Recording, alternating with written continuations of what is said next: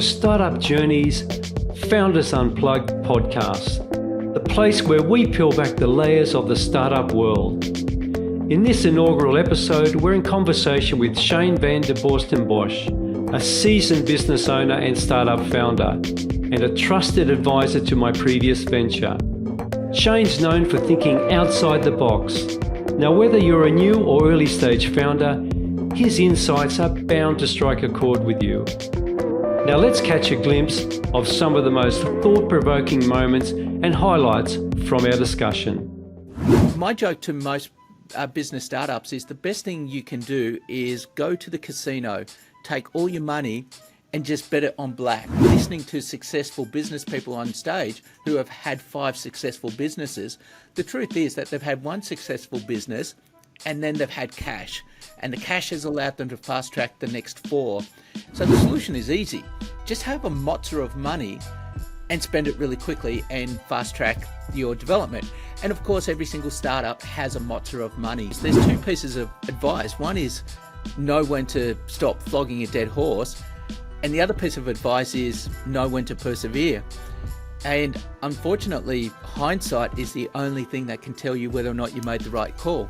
If you want to be selling a product and be successful, then basically set up a hamburger joint on a beach surrounded by starving people. And so a minimum viable product allows you to get to that stage and find the starving crowd. We're about to plunge into the full, unfiltered conversation where Shane shares his wealth of knowledge and experience in the startup space. So let's dive right in. Welcome, Shane. Thank you for giving me the honor of being your very first person. To get started, I guess people will know a bit about you. Okay, so I'm an engineer and a software programmer. So in one sense, I sort of fell into my business I was in the right place at the right time when a temperature logger became available and no one was selling it. So I grabbed the opportunity and went with it. Temperature loggers are just simply devices that will record the date, time and temperature, and ideal for monitoring fridges. So my decision to go into business was not a thought out one. It was really an opportunistic one. And since then, I've gone from importing temperature loggers to having our own hardware, having our own IP. So I've been through the entire R&D process since starting my business. I guess, like any business owner or startup founder, you've faced many challenges along the way. I guess, I'd like to talk about some of these challenges, or maybe some of the biggest challenges, and what lessons you learned from that. So the one I'd like to talk about with you now is really about the challenges of R&D. And so for a lot of startups, especially nowadays where we've got so many software as a service startups happening, R&D is where you're really just taking an idea and moving it forwards a bit and trying to apply it to a particular market. And it seems easy and it seems like everyone's doing it, but the truth is that there's a lot of perils that go along, and for all the successes that we hear about, more often than not, there's probably a dozen failures that are there as well. So R&D, really, really tricky process. Okay, and what would you say to a new startup founder that's about to start that process? From what you've learned, what's the best way to go about that to have the maximum chance to be successful with that? Since I first started, there's been a number of changes that have really made a significant difference. So the biggest one I would say is the concept of a minimum viable product. So rather than thinking that you have to get to the end, it's really just that concept of what is the first step that you need to get to get to market. And then that allows you to test the whether or not the market is really there, how big the market is, how keen the market is. Mm-hmm. We also now have agile as a methodology for doing software development. And so that's made a big difference as well, which just means that you start off thinking you know where you want to end up, But you take those first couple steps and you reassess where you're heading, and you do those small adjustments just to make sure that you really nail the customer's needs as you go along. So they're the good things that are now pretty much standard sort of practice that weren't around when I first started. But even with those, there's still pitfalls that if you aren't actively looking for them, will sneak up and catch you. Yeah, and just going into minimum viable product. Now, as you know, our minimum viable product became a bit of a Ben-Hur. So just going back around 4 years ago, our development, when we started developing, because we had a platform for training in 360 VR, and there was no platforms at that time. So we looked at a few different things, and we decided to go with the Unity platform. And it started with the first developer pretty much saying that, you know, it could be built in 6 weeks and 3 hours per scenario. And then 4 years later, it was a massive project. And I think the lesson I learned from that is, before you go into so much development and so much cost, you really got to see if your product is viable, and just have a very minimal MVP. I guess really in the end it wasn't MVP because it wasn't minimal anymore. But if you can test the market and see if there's interest at the very, very early stage before you go into a massive development with something that, you know, you may not be able to sell, or there may not be the interest that you want, I think that's really, really important. And a lot of startup founders, including myself, make that mistake. What are your thoughts on that? Yeah, I read a book once which was Feed a Starving Crowd, which was that concept of if you want to be selling a product and be successful, then, you know, basically set up a hamburger joint on a beach surrounded by starving people.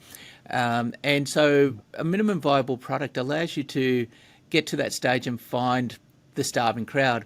The truth is, though, most of us have an idea, and we go to market, or, you know, we head in a direction thinking this is where it's at.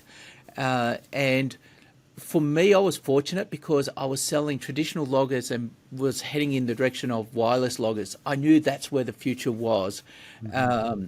Whereas in your case, you were looking 3 steps ahead. And yes, the future's going to be there. The biggest problem was trying to fill the gap between where you know it's going to be and where people were. And that was really, really tough.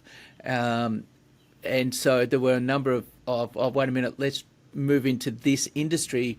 Maybe they're going to be more mature. Let's move into this industry. And that made it really, really difficult for you. For me, my challenge was just making the minimum viable product. I was up against one technical issue after the next. And in one sense, technical issues are really, really good, because if you're having a technical issue, it means that chances are everyone else is having that technical issue. And so they're good issues to have, because you know that people aren't going to be following you quickly. But then what was happening with one of my R&D projects was a lot of little small issues, such as the prototype boards were mislaid. And so it's problems that we have, but our opposition wouldn't be having. And these were the roadblocks that suddenly just meant that our R&D project was getting further and further delayed.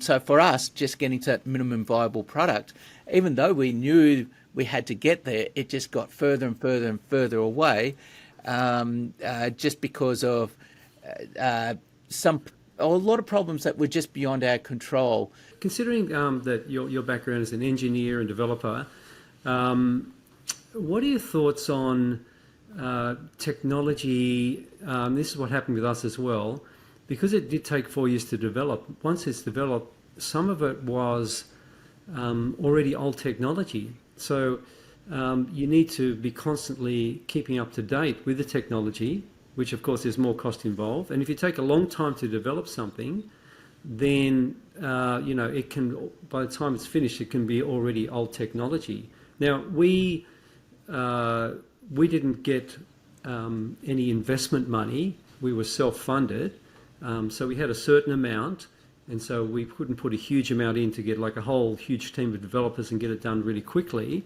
So for that reason it took longer. But then at the end of that, the technology was already a little bit old. And then you've got other things like AI that's come up now that changes the game in a whole lot of areas as well. So, I mean, that can just happen out of the blue. Big changes can happen and things can be out of date. The technology can be out of date really quickly. So, I mean, how do you get around that? What's your advice on that? And for startups, I think that's a really, really big issue. Even just for myself now, we're trying to bring a product to market, and what's happening is that because of certain delays, we're bringing a second product to market at the same time. And so now we're suddenly doing our development at half speed because we're across two different projects. And now one of those projects is up against that same problem you're talking about, where it's now been 2 years. And so there's been changes to the gateway technology. And then what's happening is that, this chip's no longer available, so now we have to change to a different chip. And so if you're trying to do things on a shoestring budget, then you are going to be stringing it out over time. So the solution is easy. Just have a mozza of money and spend it really quickly and fast track your development. And of course, every single startup has a mozza of money. And so this is my personal pet theory when it comes to listening to successful business people on stage who have had 5 successful businesses. The truth is that they've had one successful business and then they've had cash, and the cash has allowed them to fast track the next 4. And so it's really their first one that you'll get most of the gems from, because that's where they've done it with a limited budget or whatever. So in one sense, my tip would be, if you own 100% and you're trying to do something quickly, sell 49% and get that cash injection so that you can fast track to get to market sooner. But that's easier said than done. I would agree with that. But then it brings in a whole another kettle of fish, which is going down the investment route and bringing in that money and giving away equity and all of that, which would be a conversation for another day. However, no, I totally agree. Like if we, for example, in my startup, if we had a whole mozza of money, get the development done really quickly so it's not out of date, and also put a whole bunch into sales and marketing as well, because there are some other startups that were doing almost identically what we're doing that started after us that did get big investments and really took off doing pretty much the same thing. So we lagged in the development area, a little bit out of date, but what we had was really good, and we just didn't have the sales and marketing resources to get it over the line. And as you know, Shane, we came close many times, and it became a bit of a source of frustration in the end, getting that close. But getting those sales B2B is not easy, and that's a whole other conversation that I'll have with other founders and advisors that are in the sales area. But I know that you always talk about how one of the biggest factors for success is that large amount of cash you can put into the business. But unfortunately, most startup founders don't have that. And so in a way, they have to choose, okay, which route do we go? Do we go the investment route? And after about a year in my startup, talking to a very successful founder that had 3 different startups that were all successful, he pretty much said, look, if you're going to go down the investment route, you do that full time for 1 year. And it's something I really didn't want to do. It wasn't something that I thought, oh my God, just chasing after investors for a year. I didn't do that. Maybe that was a mistake, but in hindsight, it's 2020. But now, totally agree. It does make things a lot easier. But, the people listening to this podcast, most of them won't have that money. And so they need to do what they can to improve their sales skills, to make their MVP, as low cost as possible, and get it out there and test the market as soon as possible, make any adjustments, and make sure that that's something that people want, I guess.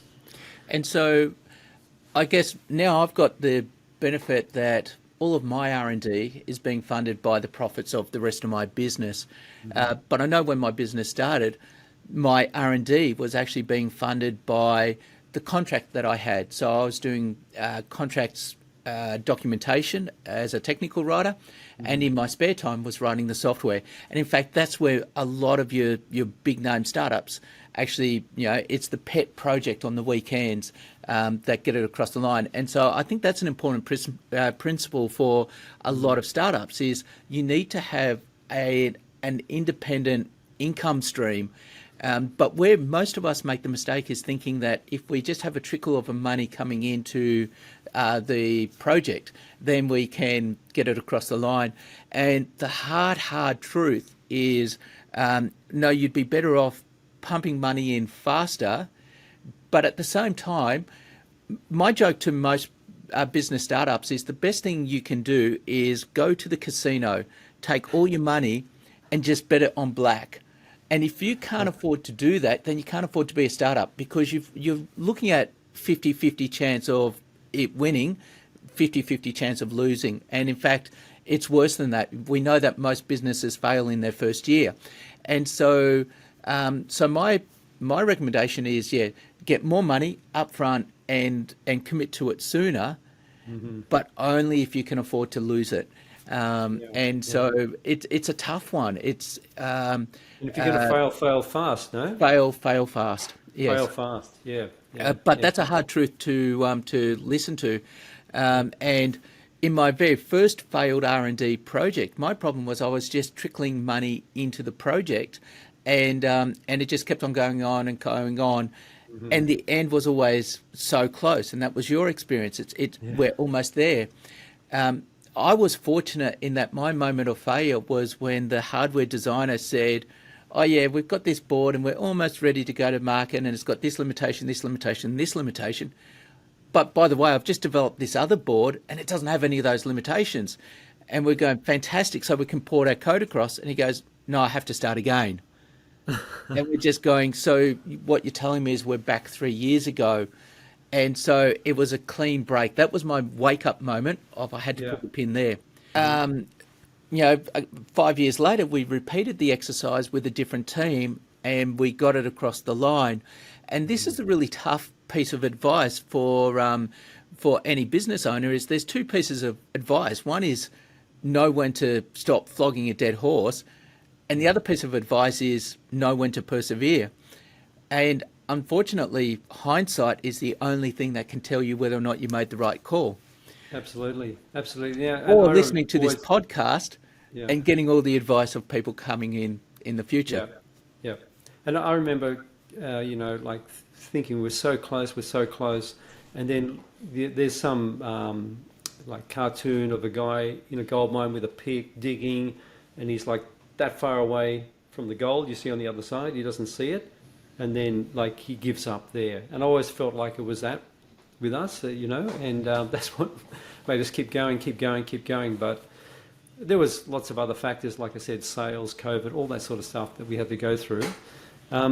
Just a question, something that we've discussed before as well, and it's been a bit of interest talking to other startup founders that are, well established. How much do you think that luck plays in being successful in a startup? I think that there are rules for failure. So you can say, if you do this, you will fail, and that's a safe bet. I don't think there are rules for success, because unfortunately success depends on so much more that's then beyond your own control. And so there's, being in the right place at the right time definitely plays a big role. So for example, COVID just saw a massive shift in wealth. And so if you had the right product at the right time, you had it on the shelves, you made a huge amount of money. But if you didn't have it on the shelves, then you didn't, or if you're in the wrong industry or whatever. So COVID is a really extreme example of something that just totally changed everyone's lives. And there were some people who were in the right place at the right time. There's no one who was sitting around going, I expect a pandemic to be coming in the next 2 years. I'm going to be stocking up on hand sanitizer. Exactly. But at the same time, whether or not a large customer happens to hear from you from a conversation from another person or whatever, you can't control that. But at the same time, you can have a really good reputation with your customers such that they will be talking. So, yes, you can improve your chances, but you can't guarantee your chances. There's still a lot that's just beyond your control. Yeah, and your network is a big part of that as well. Like, we've built up a big network, but just going back to my company, my startup, Yes VR, virtual reality training, there's another company that's very similar called Striver in the US, which is a huge company now. They trained 1.5 million Walmart employees and Verizon and a whole, they're absolutely huge. And the way they got started was the founder, I think it was around 6-7 years ago, was at an NRL match and talking to an executive. They were actually using VR for the NRL, and talked to the Walmart executive who got a keen interest in it, and that's how they started all the training. So, you can be a bit lucky like that, be at the right place at the right time. So there is some luck in it, but I don't think it's a good thing just to think, okay, I'm going to be lucky or I'm not going to be lucky. You just do everything possible so you can create that luck, so to speak. It's not really luck. To finish up, is there anything else that you'd like to add?